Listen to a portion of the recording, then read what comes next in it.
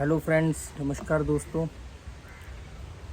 ऐसा ही अपने आंगन में बैठा हुआ था तो कुछ ऐसी दिमाग में बात आई तो लगा कि चलो इसको वीडियो में रिकॉर्ड करके डालते हैं। आवाज़ थोड़ी स्लो होगी तो उसको झेल लेना, क्योंकि मेरे पास इस समय माइक नहीं है और कोई ऐसी टॉपिक पर नहीं बात कर रहा हूँ कि एग्रेसिव या एग्रेशन के साथ बात करूँ जिसमें आवाज़ में थोड़ा वजन हो, मतलब आवाज़ थोड़ी ज़ोर से निकले। जैसे नॉर्मली समझ लो मेरे सामने कोई बैठा है और मैं उससे ऐसे ही अपने बात कर रहा हूँ। तो लाइफ ना बहुत कॉम्प्लिकेटेड है अगर आपने उसको नहीं समझा।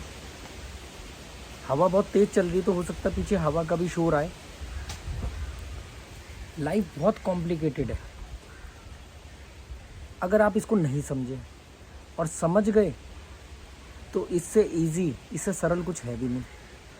और हैरानी की बात यह है कि 99% लोग लाइफ को समझ ही नहीं पाए हैं, उसकी डेफिनेशन ही गलत समझते हैं और इस वजह से पूरी लाइफ उनकी कॉम्प्लिकेटेड होती है, पूरी धज्जियाँ उड़ी होती है, कंफ्यूज करेक्टर बन के ज़िंदगी में जीते हैं, परिस्थितियों को दूसरों को ब्लेम दे करते रहते हैं। वो बहुत आसान काम होता है। मैंने कुछ दिन पहले भी बनाया था वीडियो की लाइफ की डेफिनेशन, मतलब लाइफ क्या, आपने देखा होगा वो वीडियो, जिसमें मैंने कहा था कि लाइफ एक प्रोसेस है, ज़िंदगी एक प्रोसेस है, ज़िंदगी कोई स्टिल चीज़ नहीं है, पर हम उसको स्टिल चीज़ मान के जीते हैं। इसलिए हम अपने 15-20 साल प्रिडिक्ट कर लेते हैं या लोगों से एक्सपेक्टेशंस लगा लेते हैं। लोग लगातार बदल रहे हैं, हर व्यक्ति बदल रहा है, क्योंकि परिवर्तन है ना, लाइफ तो मूवेबल है। तो जो आदमी आज ईमानदार है वो कल बेईमान हो सकता है, जो आज बेईमान है वो कल ईमानदार हो सकता है, जो आज बेईमान है वो पूरी तरह बेईमान नहीं है, जो आज ईमानदार है वो भी पूरी तरह ईमानदार नहीं है।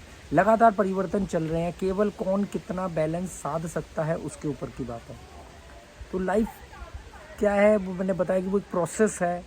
जीवन पैदा होने से ही हम मरने की तरफ की एक प्रक्रिया शुरू कर देते हैं और मौत की तरफ जाने के रास्ते को हम लोग ज़िंदगी बोलते हैं।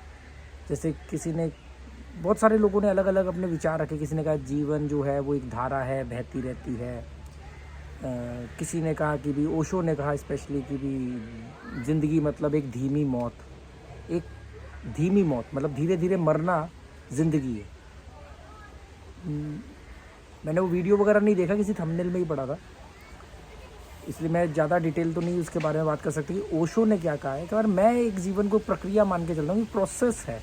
ऐसे ही मैं संघर्ष जैसी किसी भी चीज़ को नकारता हूँ लाइफ से। संघर्ष जैसी कोई चीज़ नहीं होती, लोग प्रोसेस को संघर्ष मान लेते हैं। नाकामयाबी से या सफलता से या किसी बहुत शून्य से शिखर तक पहुंचने की जो यात्रा होती है, उस यात्रा को, प्रक्रिया को, प्रोसेस को लोग संघर्ष बोल देते हैं, जबकि वो प्रोसेस है। अगर वो प्रोसेस नहीं होगा तो वहाँ नहीं पहुँचोगे, पर लोग उसको संघर्ष मान देंगे। संघर्ष क्या है? ऐसा नहीं कि संघर्ष जैसी कोई चीज़ नहीं होती। भौतिक चीज़ों के अंदर घर्षण और जिंदा चीज़ों के अंदर वही घर्षण संघर्ष बन जाता है। संघर्ष फिर क्या है? उस प्रक्रिया के दौरान, उस शून्य से शिखर तक की यात्रा के दौरान, उस जन्म से मृत्यु तक की यात्रा के दौरान अपने दिमाग को नियंत्रित रखना और उसको लगातार नियंत्रण में बनाए रखना, ये है संघर्ष। तो और इस में जो सबसे ज़्यादा आपको भटकाते हैं लोग, वो होते हैं आपके जीवन में जुड़ने वाले नकारात्मक लोग या नकारात्मक वस्तुएं। वस्तु भी बहुत बड़ा रोल अदा करती है, पर वस्तु विचार से ही आती है ना। विचार होगा तो वस्तु आएगी। आप सोचोगे तो आप गाड़ी खरीदोगे, गाड़ी खरीदोगे फिर 10 दुख होंगे। इसका मतलब ये नहीं कि गाड़ी नहीं खरीदनी है, इसका मतलब ये कि गाड़ी को एक सकारात्मक, एक सही विचार के थ्रू खरीदना है।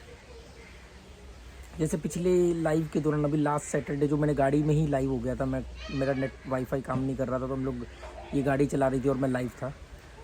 तो उसमें एक व्यक्ति ने पूछा कि मुझे एक सेकेंड हैंड गाड़ी खरीदनी चाहिए, खरीदना चाहता हूँ मैं, सेकेंड हैंड ही खरीदूँ क्या? तो मैंने कहा हाँ सेकेंड हैंड खरीदो, पर सेकेंड हैंड में बहुत बड़े झूलझाल होते हैं कि घटिया गाड़ी मिल जाएगी, ख़राब गाड़ी मिल जाएगी, बार बार ठीक ही कराते रहोगे, है ना। तो गाड़ी तो सेकेंड हैंड ही खरीदनी चाहिए। तो विचार है गाड़ी खरीदना, ज़रूरत भी है, ज़रूरत है इसलिए भी विचार है, तो गाड़ी तो खरीदनी चाहिए। गाड़ी को तो नकार ही नहीं रहा, पर क्योंकि गाड़ी सेकेंड हैंड खरीदने में आपको बहुत सारे एडवांटेजेस मिल सकते हैं, तो सेकेंड हैंड ही खरीदनी चाहिए।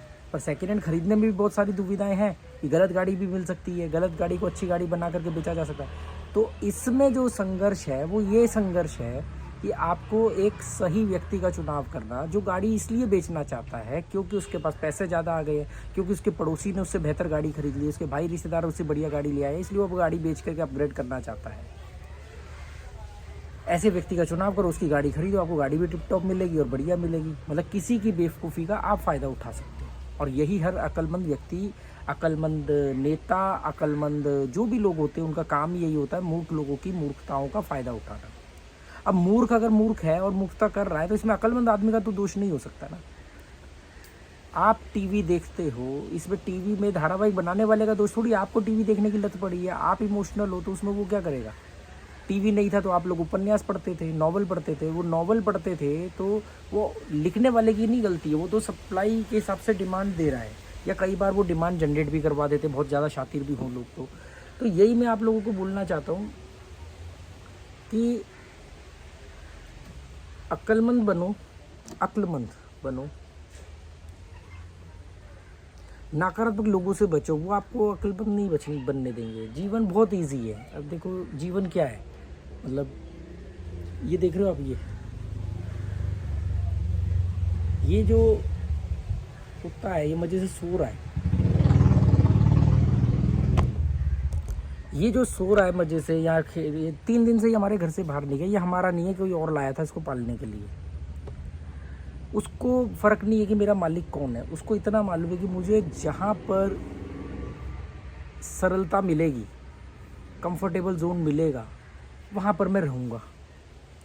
ये कुत्ते का बच्चा जिसका मुझे नाम तक नहीं मालूम, ये बात समझ गया है, पर आप लोग नहीं समझे। वो ज़िंदगी जी रहे हो जो ज़िंदगी में आप कंफर्टेबल भी नहीं हो जीने में, पर जी रहे हो क्योंकि भीड़ जी रही है।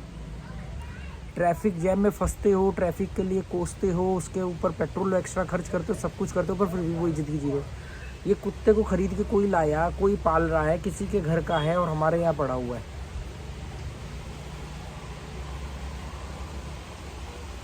बहुत तेज़ हवा चल रही है, क्या करें। ये सवाल आप सबको अपने आप से पूछना चाहिए, क्या करें, या जो कर रहे हैं क्या वो सही कर रहे हैं। पता नहीं, वीडियो बनाने का मतलब पिछले 2-4 बार से ऐसा हो रहा है कि जो बहुत बड़े गंभीर मुद्दे हैं, मतलब मुझे लगता है कि जिनके ऊपर मैंने काफ़ी आत्ममंथन किया, मुझे उन मुद्दों पर बात करनी चाहिए, उससे जो कंक्लूज़न निकला है वो आप लोगों के साथ शेयर करना चाहिए, उससे आप लोगों को भी फ़ायदा होगा। अगर मुझे फ़ायदा हुआ तो शायद किसी एक का भी फ़ायदा हो जाए। पर उन मुद्दों पर मैं ज़्यादा डिटेल में बात तभी कर नहीं पा रहा, मेरा वीडियो बनाने का मन नहीं कर रहा, पर कंटेंट अंदर होता है ना, तो वो किसी ना किसी के साथ शेयर करना पड़ता है। नहीं शेयर करेंगे तो वो अंदर एसिड बनाएगा, फ्रस्ट्रेशन जनरेट करेगा। अब आप कंटेंट उसी को डिलीवर कर सकते हो जो उस कंटेंट को झेल पाएगा। अब इस तरह की बातें मैं किसी भौतिकवादी व्यक्ति से करूँगा, क्या बेकार की बकवास कर रहा है। ये तो यूट्यूब के नियमों के भी खिलाफ है। यूट्यूब पर आप इस तरह की बातें नहीं कर सकते। यहाँ पर तो बढ़िया बैकग्राउंड और ग्लैमर, गोवा के अंदर बैठ करके मैं अपना घर की बालकनी में बैठ के वीडियो बना रहा हूँ। आप बीच दिखाओ, पार्टी दिखाओ, बियर के रेट बताओ, क्या ख़रीदा नया, क्या बेचा नया, कहाँ से पैसा कमाते हो, क्या खर्चा है, कैसे तरक्की करें, ये सब बताओ। और फिर लोगों के आगे कटोरा लेके भीख मांगो कि चैनल पर पहली बार आए हो तो सब्सक्राइब कर देना, लाइक कर देना, शेयर कर देना। और मैं क्या कर रहा हूँ, ऐसे ही बैठा हुआ था, मुझे लगा कि चलो यार कुछ बातें करते हैं, तो बात करने बैठ गया। मुझे खुद भी नहीं मालूम कि मैंने इस 8 मिनट 46 सेकंड में जो बातें बोली हैं वो क्या बोली हैं या कितनी वैल्यूएबल है, मुझे नहीं मालूम, पर जो मन करता है वो मैं करता हूँ।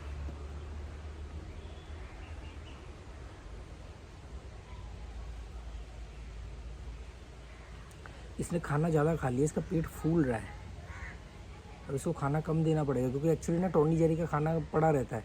उन्हें तो जितनी भूख होती है उतना खा लेते, बाकी छोड़ देते हैं। ये आके वो सारा लपेट जाता है। अभी बच्चा है और स्ट्रे डॉग ही है, तो वो थोड़ा सा होता है ना शरारती बच्चों की तरह।